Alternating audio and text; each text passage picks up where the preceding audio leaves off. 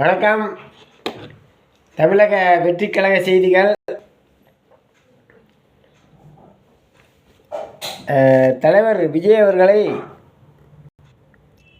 நமது தமிழக முதல்வர் ஸ்டாலின் அவர்கள் அனாதைன்னு பேசியிருக்காரு.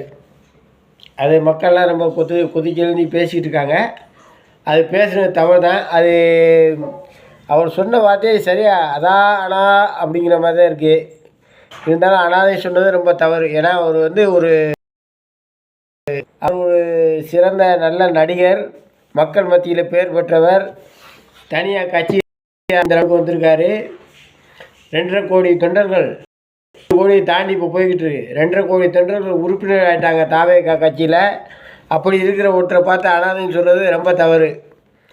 அப்படி பார்த்தா கட்சியில் புதுசாக சேர்றவங்க அனாதைன்னா தலைவர் கலைஞர் எப்படி வந்துட்டாரு? கட்சியில் புதுசாக தானே சேர்ந்தார் முதல்ல. அப்போ அனாதையா? அதான் சொன்னது தவறு. அந்த மாதிரி சொல்லக்கூடாது. ஒரு ஆரோக்கியமான முறையில் நடந்துக்கணும். அடுத்த இளைய தலைமுறையை எப்படி பயன்படுத்தணுமோ அப்படி பயன்படுத்தணும். தடித்த வார்த்தைகளை பயன்படுத்தக்கூடாது. தடித்த வார்த்தைகளை பயன்படுத்தினா என்ன அர்த்தம்?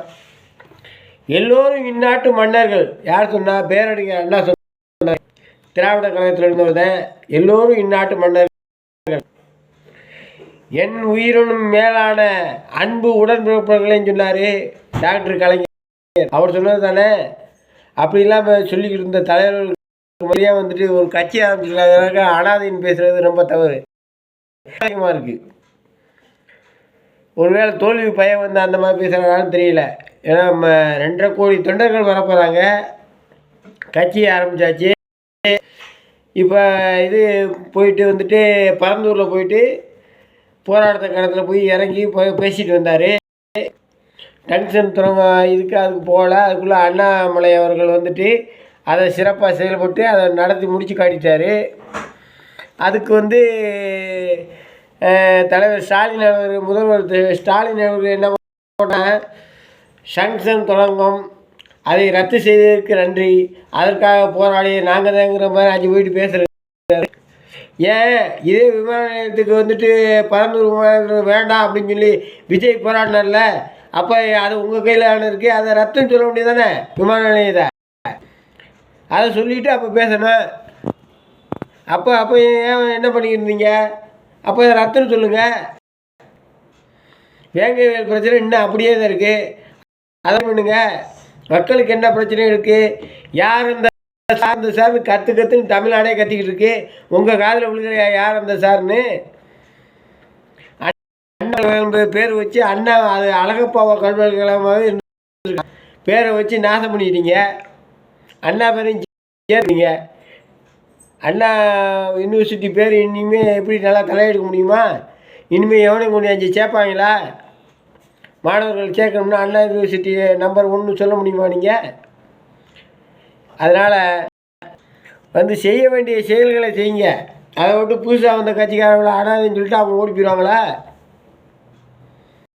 மன்னராட்சியமாக நீங்கள் வந்திருக்கீங்கிறக்காக இவங்க புதுசாக தலையெடுத்து என்னென்ன செய்யணுமோ அதை செய்யணும்னு நினைக்கிறாங்க. இப்போ 250 கோடி ஒரு படத்துக்கு. அந்த 250 கோடி படம் அப்படி நடிக்காமல் அதை விட்டுட்டு அரசியலுக்கு செயல்படுறது தப்பிய. அந்த படம் வேண்டாம், நான் மக்களுக்கு சேவை வந்திருக்காங்க. அப்போ மக்களுக்கு சேவை செய்கிறவங்களும் வரவேற்றுக்குங்க. எதுக்காக ஆனாதுங்கிற இந்த தடித்த வார்த்தையெல்லாம் பயன்படுத்த தேவையில்லையே. நீங்கள் செய்கிறத ஒழுங்காக செஞ்சு அதை செஞ்சு ஓட்டு கேட்டிங்கன்னா உங்களுக்கு கண்டிப்பாக நீங்கள் அடுத்த முறை ஜெயிக்கணும். இப்படி இந்த மாதிரி பேசுனீங்கன்னா இருக்க ஓட்டு தான் போக போகுது.